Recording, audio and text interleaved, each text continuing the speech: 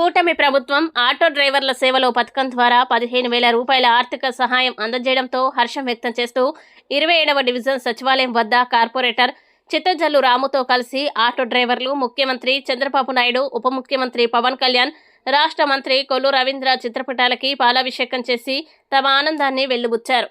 ఈ సందర్భంగా కార్పొరేటర్ మాట్లాడుతూ రాజకీయాలకి అతీతంగా అర్హులైన ప్రతి ఒక్క ఆటో డ్రైవర్కి నగదు జమ చేయడం జరుగుతుందని, అంతేకాకుండా డ్రైవర్ ఫైన్లను కూడా తగ్గించడం జరుగుతుందన్నారు.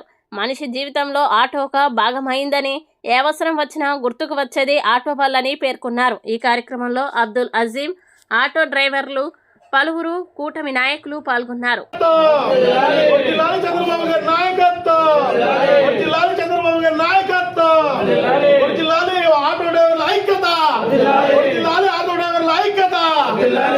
ఆటో డ్రైవర్ల ఐక్యత